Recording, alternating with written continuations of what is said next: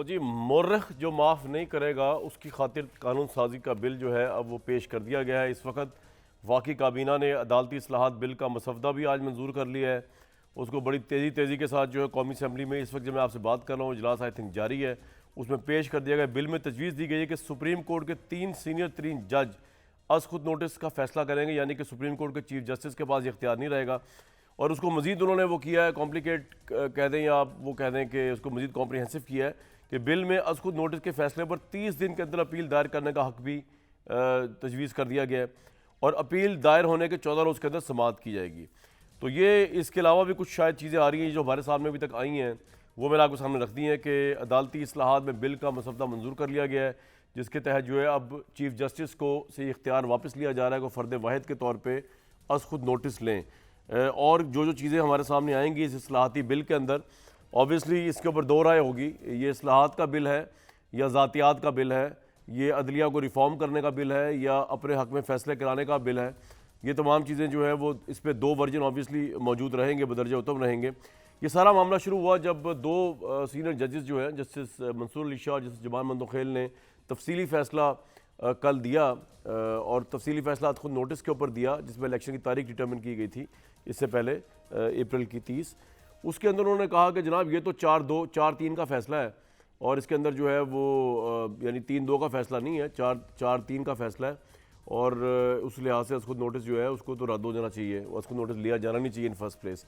उसके बाद जो है अगरचे आज अदालत की टोन जस्टिस मंदोखेल साहब की अलग मामला था, उन्होंने कहा कि जब अटॉर्नी जनरल ने यही बात कही कि जी पहले तो इस मामले को देख लिया जाए कि मौज़ अदलिया जो है जिस पे हम बात कर रहे हैं, जो इलेक्शन की डेट दी गई जिस पे कहा गया तौहीन अदालत लग रही है, वो तो फैसला ही मेजॉरिटी का नहीं है। तो इस पर बड़ी हैरानकुन बात कही है जस्टिस साहब ने, जो मुझे वाक़ईतन समझ नहीं आई। उन्होंने ये कहा कि अगर मैं उसको एग्जैक्टली पढ़ के बता दूं कि उन्होंने कहा ये हमारा अंदरूनी मामला है। हालांकि आपने जब तफसीली फ़ैसला लिखा है, अब ये अवाम की अमानत है, ये कोर्ट की अमानत है, ये जस्टिस जमाल मंदोखेल ये कैसे कह रहे हैं कि अदालती फ़ैसला कितने अरकान का ये हमारा अंदरूनी मामला है। ये बड़ी इंटरेस्टिंग बात है जो उन्होंने कही है, क्योंकि कोई ये अदालती ये कोई ज़ाती मामला तो हो ही नहीं सकता, ये तो अवाम का मामला है, ये तो कानून का मामला है, ये तो इतनी बड़ी रिट पिटीशन दायर हुई है उसका मामला है। इलेक्शन जो है वो पाकिस्तान के अवाम का मामला है। ये जो नोटिस लिया गया है ये खुद नोटिस लिए या मफाद आमा में गया है, तो ये अंदरूनी मामला बेंच का कैसे होता है। अलबत्ता पाकिस्तान की सुप्रीम कोर्ट के अंदर जो है वो तारीखी डिवीज़न देखने में नज़र आई है और उससे या तो फ़ायदा उठाते हुए ये बिल पेश कर दिया गया है या मामला कुछ और है।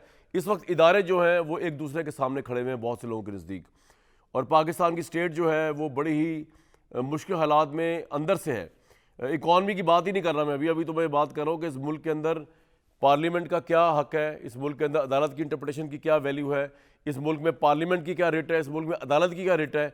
ये आज इस वक्त क्राइसिस के अंदर है, इस पर बहुत बड़ा सवालिया निशान है। आज जो सुप्रीम कोर्ट में समाअत हुई वो बड़ी इंटरेस्टिंग है और उससे बज़ाहिर नज़र ये आ रहा है कि शायद इलेक्शन कमीशन का फैसला जो है वो दुरुस्त नहीं लिया गया, क्योंकि चीफ जस्टिस ने कहा कि एक बात तो वाज़ेह है कि इलेक्शन कमीशन के पास इंतखाबात की तारीख बढ़ाने का कोई इख्तियार नहीं था। बज़ाहिर ये लगता है कि इलेक्शन कमीशन का इंतखाब में ताख़ीर करने का ऑर्डर जल्दबाजी में लिखा गया। दूसरी जंग अज़ीम में भी इंतखाबात हुए थे, अगर इलेक्शन कमीशन को इंतखाबात मुलतवी करने का इख्तियार दे दिया जाए तो फिर इलेक्शन 23 अक्टूबर से 25 अक्टूबर भी हो सकता है। इसके बाद जस्टिस जमाल मंदोखेल ने कहा कि सवाल ये भी है कि क्या एक बंदे की ख्वाहिश पर असम्बली तहलील होनी चाहिए। आर्टिकल 254 का सहारा काम होने के बाद लिया सकता है, पहले नहीं। इलेक्शन की तारीख पहले ही 90 दिन के बाद की थी, इंतखाबात मुमकिन नहीं थे तो इलेक्शन कमीशन को अदालत से रुजू करना चाहिए था। खुद ऐसा कोई हुक्म इलेक्शन कमीशन जारी नहीं कर सकता था। पार्लियामेंट तरमीम कर ले तो ये सबसे अच्छा होगा, मगर सवाल ये है कि तरमीम होने तक इंतखाबात होने में उनका क्या होगा। इसके अलावा उन्होंने ये भी कहा कि इलेक्शन कमीशन ने वो इख्तियार इस्तेमाल किया उसका था ही नहीं। वाकई हुकूमत कहती है कि फरवरी तक 500 अरब रुपए के टैक्स लगा दिए, मगर हैरत की बात है कि 500 में से 20 अरब नहीं है, मतलब इलेक्शन के लिए। क्या 20 अरब रुपए जमा करना हुकूमत के लिए मुश्किल काम है? क्या आम इंतखाबात की कोई अहमियत नहीं है? डॉक्टर तारिक फजल चौधरी साहब, ये सवालात आपसे भी पूछे जा सकते हैं और आपकी तरफ मैं एड्रेस कर रहा हूँ कि इलेक्शन कमीशन जिसको आपने डिफेंड किया उसका तो इख्तियार ही ये नहीं था बकौल चीफ जस्टिस के रिमार्क्स के, और अदालत ये कह रही है कि 90 दिन से ऊपर आप जा ही नहीं सकते, अगर थोड़ा बहुत चले गए उससे आगे आप जा ही नहीं सकते हैं, और आपके लिए 20 अरब रुपया इकट्ठा करना कोई मसला नहीं। यहाँ तक उन्होंने कहा है कि 10 अरब रुपए लैपटॉप के लिए निकल सकते तो इलेक्शन के लिए 20 अरब क्यों नहीं। और अली नवाज अमान साहब और आमिर इलियास राणा साहब का भी बहुत बहुत वेलकम। जी तारिक भाई, सवालात आपसे भी बनते हैं सारे के सारे। और ये जो आप जी, इस्लाहात लेके आ रहे हैं, ये क्या शुक्रिया। अदलिया पे ऑनस्लॉट है देखिए सर? कमरान भाई, जी सर। गुजारिश ये है कि चाहे वो पाकिस्तान मुस्लिम लीग नून हो या हमारी कोalition गवर्नमेंट हो, कोई भी ना ये बात कर रही है और ना जा रही है कि हम आइन की किसी भी शिक को, किसी भी आर्टिकल को वायलेट करें। ना हम करेंगे, ना किसी ने कहा है और ना ऐसा होने जा रहा है। बात सिर्फ इतनी है कि जो हमारी मुखालिफ सियासी पार्टियां हैं या पाकिस्तान तहरीक इंसाफ की बात करें, वो सिर्फ आइन की उस एक आर्टिकल का हवाला देंगे जो उनके हक़ में जाएगा, और उसके बाद इलेक्शन से मुतल्लिका बाकी जो आर्टिकल्स हैं जो तारिक भाई, इनको आप छोड़ देना। मैं कह रहा हूँ आज की डेवलपमेंट्स पे आपकी क्या राय है? वो कह रहे हैं 20 अरब रुपया तो कोई मसला ही नहीं है हुकूमत के लिए निकालना, लैपटॉप पे 10 अरब दे दिया आपने। इस पे आए ना सर, इनको छोड़े आप। तहरीक इंसाफ से मैं अलग सवाल पूछूंगा, आप मेरे सवाल का जवाब देना प्लीज। देखें, मेरे लिए जो honourable supreme court of Pakistan है, उनके जो जजेस के रिमार्क्स हैं वो इतनी अहमियत के हामिल नहीं है। जो फैसला आएगा तो उसके बाद उस पर बात करेंगे। यार आपके लिए तो फैसला भी अहमियत का हामिल नहीं है। मरियम नवाज साहिबा का ट्वीट है कि हम तो 4-3 को मानते हैं, 3-2 को नहीं मानते। कमरान भाई, गुजारिश जी प्लीज प्लीज, गुजारिश ये है कि जो रिमार्क्स हैं रोज़ाना की प्रोसीडिंग्स के हवाले से आते रहते हैं, लिहाजा उनके ऊपर कमेंट करना या उनके ऊपर बहस करना मैं समझता हूँ ये बनता नहीं है, और वैसे भी ज़ेर समात ये केस है। ठीक है, आप ये देखें कि जो आपने 20 अरब की बात की, ये फैसला तो बहरहाल जो हमारे फाइनेंस से रिलेटेड इदारे हैं उन्होंने करना है। अब जो वज़ारत दिफा ने अगर ये कहा है कि मुल्क में इस वक्त जो नेशनल सिक्योरिटी की पोजीशन है जिसकी बुनियाद पे हम अपने सिक्योरिटी पर्सनल्स नहीं दे सकते, तो ये पॉलिटिकल गवर्नमेंट का फैसला तो नहीं है। अब ये सिक्योरिटी एजेंसीज खुद फैसला करेंगी कि क्या हमारे पास इतनी लॉ एनफोर्समेंट एजेंसीज की पर्सनल की तादाद मौजूद है या नहीं। ये फैसला प्राइम मिनिस्टर ने नहीं करना, ये उन्होंने करना है। इसी तरह आपके मुल्क के अंदर जो ये एलिमेंट कि जनाब क्या पंजाब में जब इलेक्शन होगा तो फेडरल गवर्नमेंट जो है वो केयर टेकर नहीं है, और कल अगर आज इलेक्शन हो जाता है और कल कौमी असेंबली के इलेक्शन होते हैं तो पंजाब में केयर टेकर गवर्नमेंट। तारिक भाई, ये तो आर्गुमेंट इलेक्शन कमीशन ने नहीं दिया ना सर, इलेक्शन पोस्टपोन करते हुए। ये तो आप कह रहे हैं ना। नहीं, मैं अर्ज कर रहा हूँ ये सारी बातें इलेक्शन कमीशन के मतमाय नज़र हैं, और इलेक्शन कमीशन ने भी अगर अपना इख्तियार इस्तेमाल किया है तो बाकायदा आइन के उस आर्टिकल का मेरा आपसे एक सवाल है सर, जो मेरा आपसे एक सवाल है, अगर अदालत कह दे, अदालत अगर रद्द कर दे इलेक्शन कमीशन की फाइंडिंग्स को और वो आपको पाबंद कर दे कि जी आप सिक्योरिटी फोर्सेस को ऑर्डर जारी करें कि सारे ऑपरेशन छोड़कर इलेक्शन पे लगा दें, आप फाइनेंस मिनिस्ट्री को ऑर्डर जारी करें कि आप फाइनेंस के लिए 20 अरब रुपया प्रोवाइड करें, तो क्या उस मौके पे भी आपका जवाब वही होगा जो आपने इलेक्शन कमीशन को दिया कि हमारे पास नहीं है, हम नहीं कर सकते, या आप मानेंगे अदालत का हुक्म वन वे और दी अदर वे, या आपके पास है ही नहीं तो आप कहेंगे जी आगे खुद ले ले, हमारे पास तो नहीं है? क्या करेंगे आप? देखिए, पहली चीज़ तो ये है कि जो चीज़ आपके पास है नहीं वो आप देंगे कहाँ से। अच्छा। दूसरी बात ये है कि अभी जो बहस छिड़ी हुई है, ये आप ये कहें कॉन्स्टिट्यूशनल बहस ऐसे कहें, आइनी बहस कहें, कि सुप्रीम कोर्ट ऑफ पाकिस्तान का जो अभी इससे पहले जो 7 रुकनी बेंच था उसने जो फैसला दिया है, अभी तो उसके ऊपर बड़ी एक, मैं समझता हूँ कि बड़ी एक डिबेट इस वक्त हो रही है और मजीद आगे होगी। हमारा मौकफ शुरू से ये है कि वो फैसला 4-3 का था, और इस सर लेकिन जस्टिस जमाल मंदोखेल ने वो डिबेट खत्म कर दिया। उन्होंने कहा हमारा अंदरूनी मामला है, फैसला हो चुका है। वो कह रहे हैं छोड़े आप इस बात को, आप इस केस के उसके ऊपर है ना मेरिट पे, वो कह रहे हैं हमारा अंदरूनी मामला है ये, उसमें तो बात ही खत्म कर दी उन्होंने। जिन्होंने ये लिखा है तफसीली नोट, उन्होंने कह दिया ये। आपने थोड़ी देर पहले जो बात की जी, थोड़ी देर पहले जो बात की, अगर ये अंदरूनी मामला था तो फिर ये ऑनरेबल जजेस के ड्राइंग रूम तक रहना चाहिए था। फिर 2 जजेस ने जो अपना फैसला दर्ज करके ये बात की कि सो मोटर एक्शन जो है फर्द वाहिद का इख्तियार नहीं होना चाहिए, और हमारी इस केस के बारे में राय वही है जो इससे पहले 2 जजेस। सर आपका पॉइंट आ गया, आपने एक इंपॉर्टेंट बात कही है पूरी डिस्कशन में। ये बात जो है ये पब्लिक में आपने कहा है कि जी अगर अदालत आपको कह भी दे तो आप over a cup of T. Sir बिल्कुल ठीक है, आपने कहा अगर अदालत आपको कह भी दे कि जी फाइनेंस मिनिस्ट्री को ऑर्डर जारी करें पहले, आप कहेंगे जो है ही नहीं हम देंगे कैसे। ये आपने बड़ी इंपॉर्टेंट बात की है। अली नवाज इरफान साहब कहा है इससे पहले, जी तारिक, इससे पहले जो बात की है, एक मिनट मुझे दे दें। जी जी प्लीज। इससे पहले जो हमारे वज़ीर दाखिला साहब ने बात की है, उन्होंने कहा है कि चीफ जस्टिस साहब ने कहा कि हम मुदाखलत करेंगे। उनका मुदाखलत ना करें, आप हुक्म करें। हम कोई सुप्रीम कोर्ट के कोई फैसले की रूह गर्दानी की बात नहीं कर रहे, हकाइक की बात कर रहे हैं, और मेरा ख्याल है कि फैसला देते हुए। नहीं सर, मेरा सवाल आपसे ये है ना कि अगर वो हुक्म दे दें आपको, रोशनी में कोई बात करेंगे, आप हुक्म दे दें तो आप बताएंगे कि जी नहीं हम सिक्योरिटी इदारों को भी नहीं भेज सकते क्योंकि ऑपरेशन हो रहा है और हमारे पास खजाना भी नहीं, यही कह रहे हैं ना आप?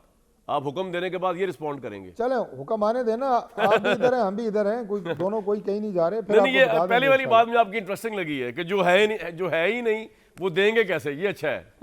नहीं अच्छा, मुझे ये बताएं, मैं आपसे अभी कहूं कि जनाब आप मुझे वो चीज़ दें जो आपके पास नहीं है, आपका जवाब क्या होगा? सर हम तो कुछ ना कुछ करके, आप भाई हैं, कर ही अभी देंगे। अभी कहेंगे मेरे पास अगर नहीं है। सुप्रीम कोर्ट कहे तो जान भी देनी पड़ेगी। भुट्टो साहब चढ़ गए तख्ते पे, अब बाद में आया ब्लैक जस्टिस, ये वो व्हाटएवर, तो ये बात है। नहीं, हमारे वजीर दाखिला कह रहे हैं जनाब कि आप हुक्म करें, हाँ उसकी जी, हाँ तामील जी, करेंगे। ठीक है। हमारे वजीर अली दाखिला ने नवाज कहा है। जवान भाई, वाशिंगटन आप छोड़ क्या गए थे। चाहते हैं? उन्होंने बच्चों आईन की ही जान बदलने की लेंगे कोशिश की थी। या क्या लेंगे? क्या चाहते हैं? Number one.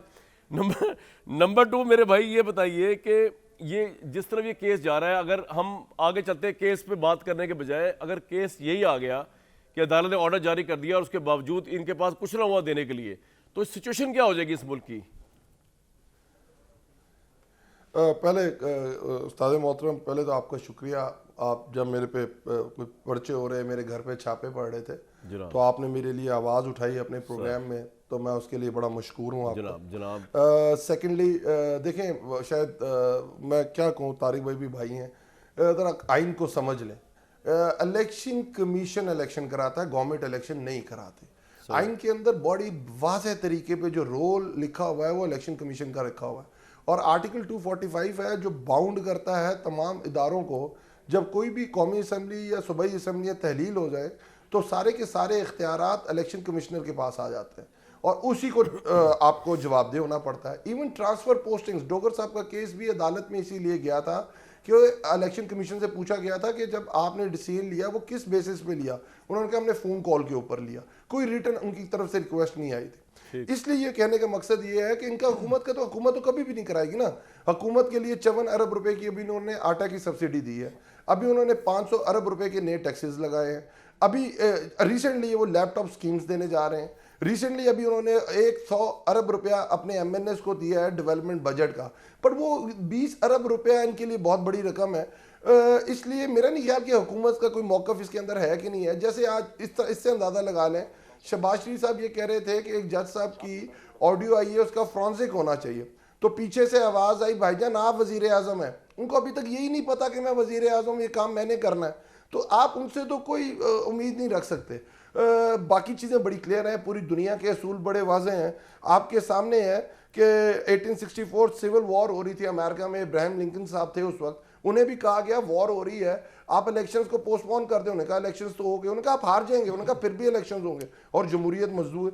Iran Iraq war के अंदर रहा है आपके सामने 10-12 साल, उसके अंदर इलेक्शंस हुए। अभी अली भाई, मेरा सवाल ये है, आप ये बातें आप बिल्कुल ठीक कह रहे हैं, वर्ल्ड वॉर 2 के अंदर भी इलेक्शन हुए, चर्चिल ने करवाए, ये वो, मैं ये नहीं कह रहा आपसे सर, मेरा सवाल ये है, सिचुएशन इस मुल्क की क्या होगी अगर सुप्रीम कोर्ट ऑर्डर जारी कर दे, लेकिन हुकूमत और उसके मातहत इदारे जो हैं वो कहें कि जरा हमारे पास तो वही हो सकता है जो हम दे सकते हैं, हमारे पास नहीं है, तो फिर क्या स्टेट ऑफ अफेयर्स होगा? तो क्या ये ऑप्शन हो सकती है कि आप बैठ जाएं जिस तरह कल सुप्रीम कोर्ट ने कहा? ये मसला नहीं, ये सवाल ही आपका ठीक नहीं है। अच्छा, सवाल ठीक है।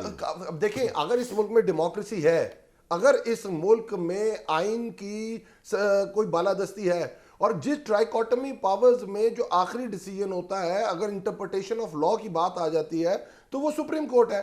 अब हम ये कह देते हैं कि हमने कासिम सूरी ने एक रूलिंग दी थी और उस रूलिंग को सुप्रीम कोर्ट ने नल एंड वॉइड करार दे दिया, हम नहीं मानते कासिम सूरी की बात, हम नहीं मानते स्पीकर की बात, सॉरी सुप्रीम कोर्ट की बात, तो एनार्की होनी थी ना। अगर सिंपल एज दैट, जब हाई कोर्ट ने डिसीजन दिया 63A का और कहा कि जो लोग लोटे हुए हैं, किसी और जमात का मैंडेट लेके आए थे और उन्होंने वोट किसी और को दे दिया, उनका वोट नल एंड वॉइड हो जाएगा, अगर उनकी बात ना मानी जाती तो एनार्की हो जाती।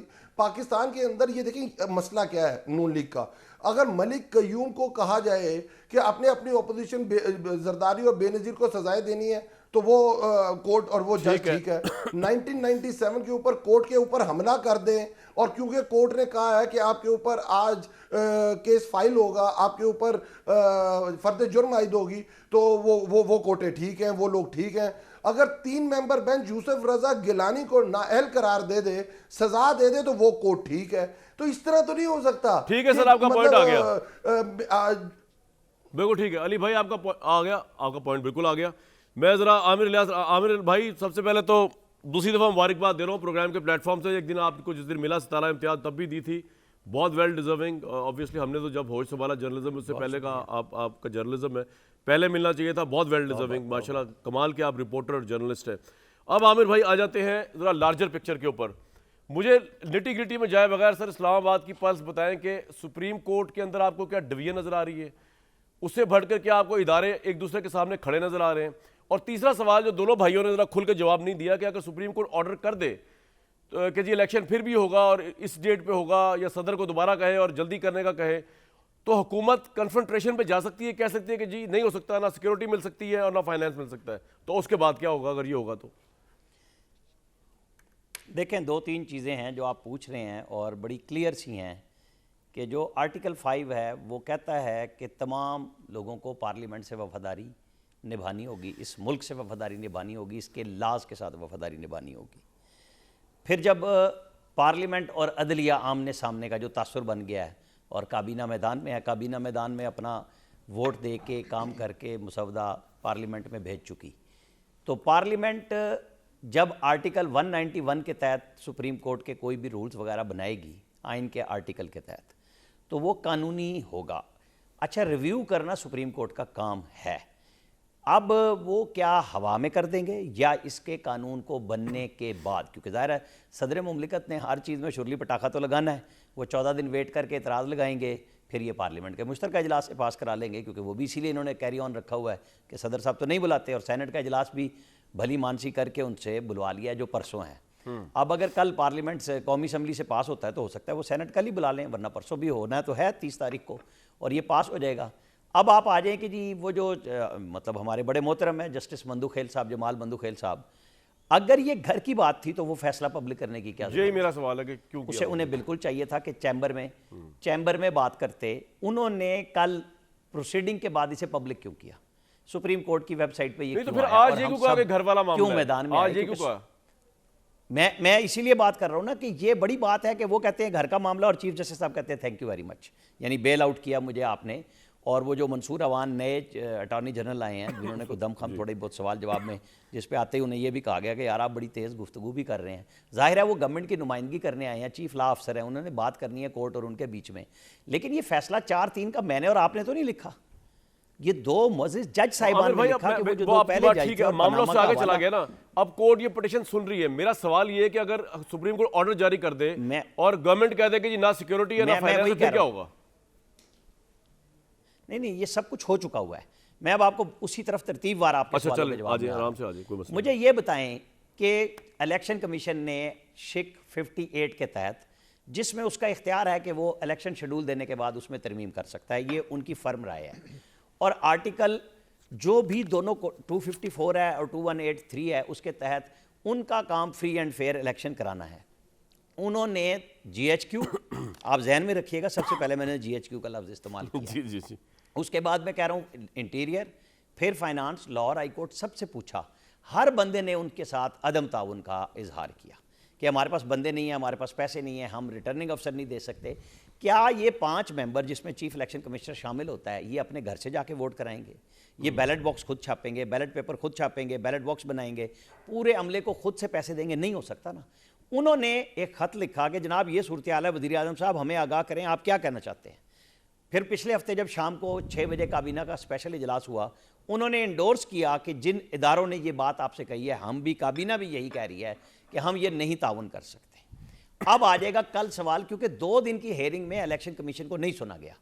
चीफ इलेक्शन कमिश्नर, उनका इदारे का 2 वकील वहाँ पे बैठे हुए हैं, वो जवाब देंगे। लेकिन उससे पहले चीफ जस्टिस साहब ने अपना फैसला सुना दिया, वो जो आपने फिक्रा बोला कि जी ये तो वादे है कि इलेक्शन कमीशन के पास इख्तियार नहीं है। तो सर फिर आप बिठा 2 दिन से क्यों लगा रहे हैं? आप फैसला दे के उठ जाते हैं। बिल्कुल, मतलब माय लॉर्ड आपका ही तो फैसला चलना है ना, मेरा और कामरान शाहिद साहब का तो नहीं फैसला चलना। हमने तो बहस ही करनी है ना उसके बाद के चिक चिक बिक बिक क्या हमने करनी है वो हम करते रहेंगे। लेकिन हुजूर उस इदारे को तो आपने पूछा ही नहीं अभी तक। आपने उन सबको नहीं बुलाया जिन सियासी जमातों ने आज भी आपसे कहा कि हमें बुलाएं, हम पहले भी पार्टी थे, आपने कहा नहीं बुलाएंगे। आप फुल कोर्ट नहीं बुला रहे, जिसकी बुनियाद पे ये आज पार्लियामेंट आपके सामने खड़ी होने जा रही है कि आप कहते हैं कि वज़ीर आज़म कोई फैसला खुद नहीं कर सकता सिवाय वफाकी काबीना के। तो आज वज़ीर आज़म ने ये बात कही, हम तो उस दिन से कह रहे हैं जिस दिन से साकिब निसार साहब ने ये बतौर सीनियर मोस्ट जज फैसला दिया था कि भाई ये अपने ऊपर भी तो लागू करें ना, कि फिर वहां पे भी सिंगल की बजाय 17 जजों का लिखा हुआ है। आज सुप्रीम कोर्ट जो है वो 17 जजों पे मुश्तमिल है बमय चीफ जस्टिस सर, आप ये के। जितनी- सजाद अली शाह साहब आमिर के भाई- साथ जो नवंबर 97 में हुआ था, जी, जी। वो क्या हुआ था कि उन्होंने सबके लिए फैसला दिया था कि जी सीनियर मोस्ट जज सुप्रीम कोर्ट में चीफ जस्टिस होगा, और अपने ऊपर लागू नहीं किया, अपने से ऊपर अपने 3 जजों बाद को से बिठाए कहा जी रखा। apply होगा, फिर ठीक जब है। फैसला हुआ तो उनको घर भेज दिया।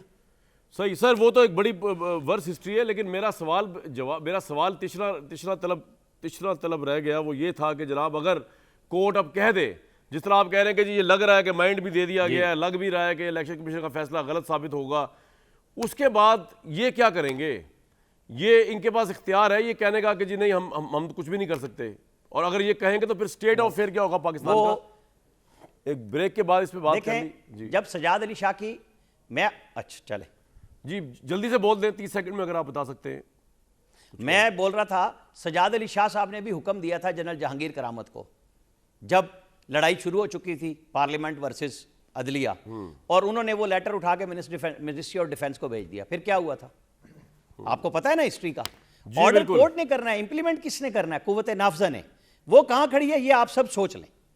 कुव्वत नाफजा कहाँ खड़ी है, इस पे बात करेंगे खास तौर पे अली नवाज ईमान साहब से और तारिक फजल चौधरी साहब से और बाकी आमिर साहब से भी। एक वक्फे के बाद मुल्क के हालात बड़े अजीब व गरीब चल रहे हैं इस वक्त।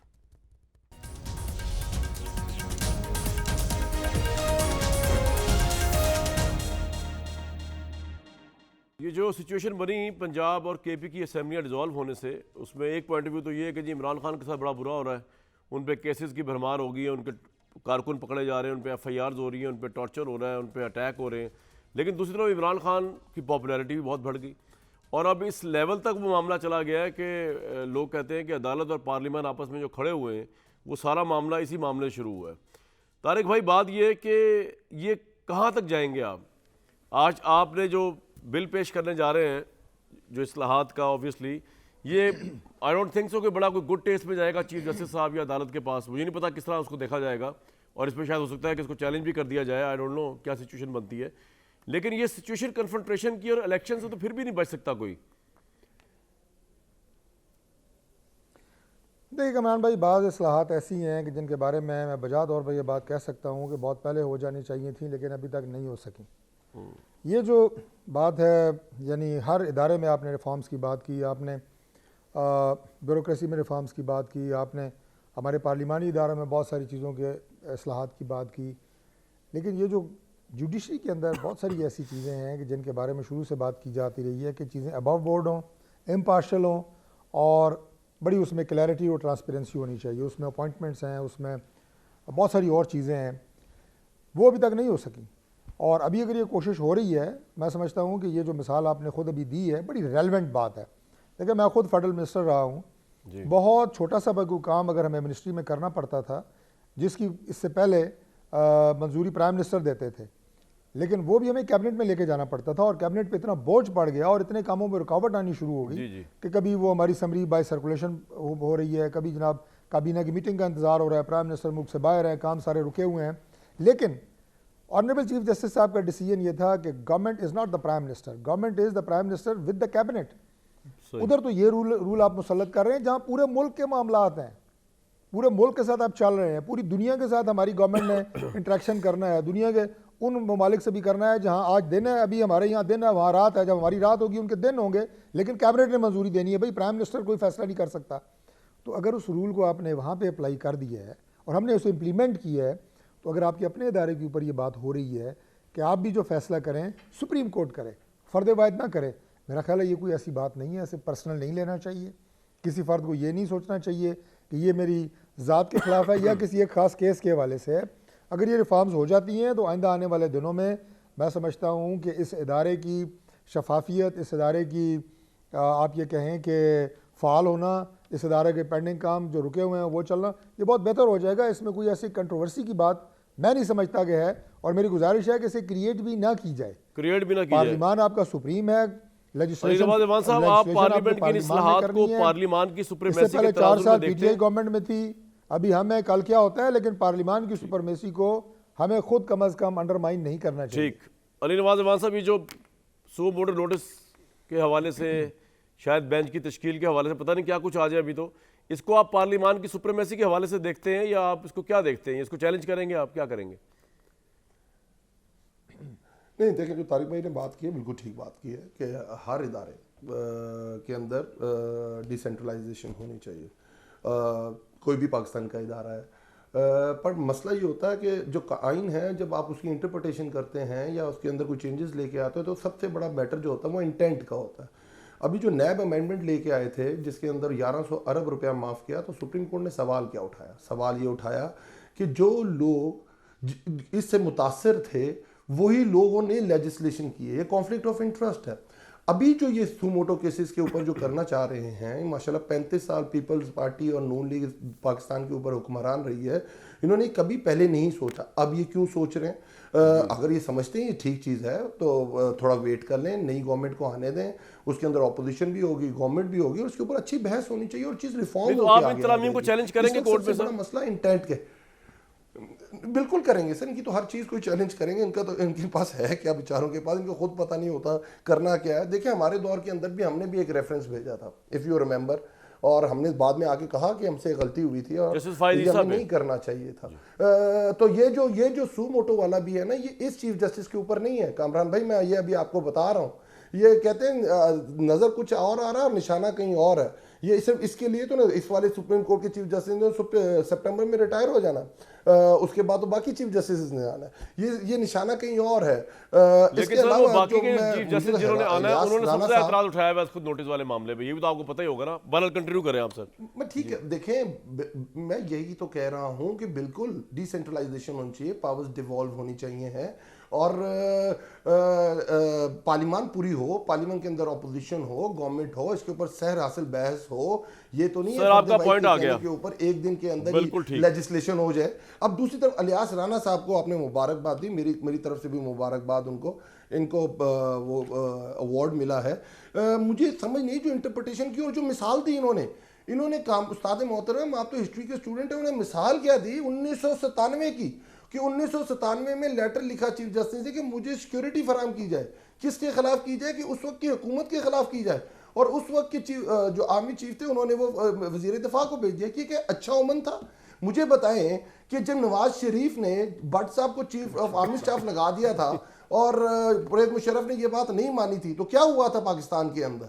पाकिस्तान के अंदर जब इस तरह के काम होते हैं तो सरजमीन बेआइन हो जाता है। अगर आप ये समझते हैं हम क्या करेंगे, जो आपका पहला सवाल था, फिर हम कॉन्स्टिट्यूशन के रिवाइवल की मूवमेंट चलाएंगे। हम इस तरह घर तो नहीं बैठे रहेंगे, फिर कॉन्स्टिट्यूशन के रिवाइवल की मूवमेंट चलेगी। और ये नहीं हो सकता कि डिक्टेटोरियल लॉज इंप्लीमेंट कर दिए जाएं। और दूसरी तरफ मेरा ख्याल है इलियास राना साहब को पढ़ के आना चाहिए था। अगर ये आर्टिकल 220 पढ़ लेते, कामरान में 3 लाइंस का है, मेन इसकी हेडिंग मैं पढ़ देता हूं। Executive authorities to assist commission etc. It shall be the duty of all executive authorities in the federation and in the provinces to assist the commissioner and the election commission in the discharge of to his or their functions। और election commission का एक soul function है, उसने कोई administrative ये नहीं कहना कि आटा कहां देना है, बजट कैसे पास होना है, फॉरेन पॉलिसी कैसे होनी है। तो आप ये कह रहे हैं कि बेसिकली इलेक्शन कमीशन का कसूर नहीं है, मिसाल क्या दे रहे हैं, अदालत को सवाल करना चाहिए दिफाई इदारों से, भाईजान मेरी यही मसला है, फाइनेंस मिनिस्ट्री से। जी मैं पूछ रहा हूं यार, सर इदारे सारे देखें। अब मेरी फिर बात सुने, कल हमारे इंटेलेक्चुअल्स हैं वो बैठ के ये कह दें कि 6 लाख की फौज है और उसकी की सारी पावर आर्मी चीफ के पास है, तो क्या हम ये कहेंगे ये इंटेलेक्चुअल सही बात कर रहे हैं? अगर उधर ये पावर ना हो तो ये काम आगे ही नहीं चल सकता। उसके अंदर तो ये अगर आर्मी नहीं मेरे भाई, लेकिन आर्मी चीफ जाके बटालियंस को लीड तो नहीं कर रहा होता ना। मेरी अगर आप चीफ जस्टिस के 100 बोर्ड नोटिस से मिला रहे हैं, आर्मी चीफ ना ब्रिगेड लीड कर रहा होता है ना बटालियन लीड कर रहा होता है, वो तो डिसइंटीग्रेशन ऑफ पावर हुई होती है ना सर, नहीं मिला रहा। ओहो, डिसेमिनेशन ऑफ। आप मेरी बात ही नहीं समझे। आप बड़ी पिक्चर देखें, आप बड़ी पिक्चर में ये कह रहा हूं, इसके ऊपर सहर हासिल बहस होनी चाहिए। अच्छा आमिर इलियास राना साहब आप पढ़ के आया करें, पार्लियामेंट इसके ऊपर पूरी बहस करे। आपने बड़ी गलत मिसाल कोट की, लेकिन मैं साथ साथ एक बात पूछता जाऊं, बात आमिर साहब भी जवाब देंगे कि फिर डिफेंस मिनिस्ट्री के अंडर आर्मी चीफ है या नहीं है, ये भी तय कर लें, या सुप्रीम कोर्ट के अंडर आता है डायरेक्टली। लेकिन आमिर इलियास राना साहब जवाब दें आप प्लीज। देखें, चूंकि अली नवाज साहब ने वो आर्टिकल पढ़ के सुनाया 220, उसी इख्तियारात के तहत जब वो तौहीन अदालत का नोटिस देते हैं तो ये उसे मुंशी कहते हैं, उसे कहते हैं तुम्हारे बच्चों को भी नहीं छोड़ेंगे, फिर माफ़िया मांगते हैं। मतलब क्या मिसाल, किसकी बात किससे कर रहे तौहीन हैं? अदालत मैंने नहीं जो बात है। की वो अलियास साहब, आर्टिकल फिर आप गलत 190 बयानी की कर रहे थी। हैं। कहीं नहीं, आप तौहीन अदालत का नहीं लिखा आप हुआ उसके अली अंदर। नवाज साहब, Elected- अली नवाज Election साहब, Reform आपको Act बड़ी बुरी 2018 आदत लिखा हुआ होगी, तौहीन बोलने अदालत, वैसे तो की लिखी मुझे है नहीं इलेक्शन है। कमीशन की तौहीन आप अदालत अब की चुप कसम से, करके आप जज के मेहरबानी बराबर करके हुआ है। मेरी बात सुन। बिकॉज़ मैं आमिर आपको इलियास बता रहा हूं, अदालत मैंने नहीं है। आपकी बात बड़े सुकून से, आमिर इलियास राणा साहब आपका बोलेंगे हर भाई। ताना सुना बड़ा चुप करके। अब अगर आपको आर्टिकल का बहुत शौक है, मैं चुप कर जाता हूं, तो आप अगर बोले, अपनी बोले, आमिर भाई, वो बोले, ट्रेनिंग आप बोले। दिखाना चाहते हैं कि जी आपने नहीं, अपने बोले, इलियास अपने भाई लोगों बोले। को दिखाना है कि मैंने बीच में इंटरप्ट किया, तो आप कर लें। नहीं, जी बोले सर। आर्टिकल 190 के तहत सुप्रीम कोर्ट तमाम बशमूल फौज सबको हुक्म दे सकती है। मैंने आपको बताया वो ऑर्डर क्या बना, उस हुक्म का कुव्वत नाफजा ने फैसला करना होता है। जमीनी हकायक आप जानते हैं। आपका प्राइम मिनिस्टर कहता था मुझे इंटेलिजेंस इदारों से वोट लेने पड़ते थे, अपने अरकान असम्बली को हाँक के लाया करता था मैं। उसने कहा नहीं मीर जाफर सादिक, अब आपको सारे इदारे और सबकी तौहीन और तकरीम याद आ गई है, इलेक्शन कमीशन की, सबके बच्चों के पीछे आप पड़ गए। आप हमें सुनाते हैं कि आर्टिकल 220 क्या है, उसने ऑर्डर किया है, उसको सुप्रीम कोर्ट फैसला कर लेगी। लेकिन अगर आप मुझे अली नवाज साहब समझाएंगे तो मैंने कोई गलत बात नहीं कही। मैंने आर्टिकल 190 सजाद अली शाह का ऑर्डर बताया था आपको कि उन्होंने भेजा कि आप हमारे साथ चलें। उन्होंने डिफेंस मिनिस्ट्री को भेज दिया, जनरल जहांगीर करामत ने, वो अमेरिका में मौजूद है, जाके पूछ लें उनसे कि उन्होंने क्यों भेजा था। मैं अब भी ये कह रहा हूं कि ऑर्डर अगर सुप्रीम कोर्ट का होगा तो आपने क्या पंजाब में बल्दियाती इदारों पे नाफिज किया? 7 महीने तौहीन अदालत के उन्हीं जजों के पास मुस्लिम लीग पंजाब के जितने बल्दियाती इदारों के नाजमीन थे फिरते रहे। ये तो नहीं बोलते डॉक्टर फजल वगैरह। मैं आपसे पूछता हूं, आप बताएं, आप लोगों ने कौन सा ऑर्डर सुप्रीम कोर्ट का मानना था? आपने बहाल किए थे इदारे? आपने आइन का कौन सा कोई इलेक्शन कराए जब 7 महीने के बाद मुद्दत खत्म हो गई? बल्दियाती इदारों के इलेक्शन कराए? आइन का आर्टिकल, हर आर्टिकल काबिल तकरीम है, उसको सोचना है, मानना है, ठीक है फिर जी। सबको मानना है, इन टोटो मानना है। अली ये नवाज नहीं है अब्बास जनाब, साहब, आप आपने कुछ इधर क्विकली उठा कह रहे हैं, के, फिर मैं ये तारिक मेरे फजल हक साहब में को जाना है, है। ये मेरे हक में, ऐसे नहीं हो सकता। आप बिल्कुल, मैं आपको क्लियर कह रहा हूं, पाकिस्तान की जिंदा हकीकत, पाकिस्तान की अली नवाज अब्बास साहब आप quickly नहीं कुछ कहना मानते, है? आपको 30 पता सेकंड, चला उसके बाद था। तारिक फजल साहब के पास से मैंने एक सवाल पूछना है, बल्कि पहले हाँ जी, पूछे बोले बोले अली नवाज अब्बास साहब बोले। अब उस्ताद मोहतरम इलियास भाई सीरियस हो गए। मैंने तो कोई घड़ी की बात नहीं की कि आप हमारे ऊपर शोज करते रहे घड़ियों के ऊपर। जब मैं आपकी करता अपनी रहूं शो घड़ियां आपकी आ घड़ी गई, पे, मजा आ मेरे गया, पास नहीं हुआ। मजा आ गया, मजा आ गया। नहीं, अब मैंने आप बीच घड़ी में ली बोल है रहे ना, हैं। अब तो आप इनके बीच में प्राइम बोल रहे मिनिस्टर ने हैं। अब छोड़ी आप कोई बीच में बोल रहे नहीं। हैं। उसको आप कहें कि किसको वो जाके चोर है, बताना फिर है मुझे कि कह जब मैं देना। बात कर रहा था, घड़ी का आप तो मुझे छोड़ दिया बता भाई। दें, अब मैंने आप घड़ी बीच ली में है ना, क्यों बोल रहे हैं? मैंने necklace आपने वाला किया किसको था। जाके बताना मैं है कि चोरी आप बीच करके में नहीं बोल रहे हैं? भागा। या आप अली नवाज अब्बास साहब को आपका आपने ये लीडर किसको चोर है। बताया? आपने ये किसको बताया? और ये आपने किसको बताया? इलियास भाई क्या हो गया? आपने किसको बताना है ये? आपने किसको बताना है ये कि आप जब अली अमान बोल रहा था मैं बीच में बोल, घड़ियां नहीं है तो फखर से बताएं घड़ियां नहीं है। क्या मैंने शोज किए थे उसके ऊपर, मेरी भी 2 घड़ियां निकल आई हैं, वो एक अलग इशू है। बट बात करने आइन के ऊपर आते हैं। उस्ताद मोहतरम, जो आइन है ना वो बड़ा क्लियर है। 90 डेज के अंदर आमिर इलियास इलेक्शन साहब ने होने, कुछ एक कहना है आइन इसमें, होता है। सारी बात पे आमिर साहब कुछ आपने कहना है? की है, मैं किसी के साथ नहीं आया। आप बोलें, बात बेशक करें। सर आपने कोई बात कहनी है आमिर साहब? नहीं, मैं कह रहा हूं ये घड़ी की बात कर रहे हैं तो कहें वजीर आजम इमरान खान चोर था, उनकी काबीना चोर थी, उन्होंने घड़ियों के पैसे चुराए, मार्केट में बेचे, वो केस बने हुए हैं। हमने एक जो ब्रेक घड़ी ली लूंगा जी मैं सामने- इसके ऊपर।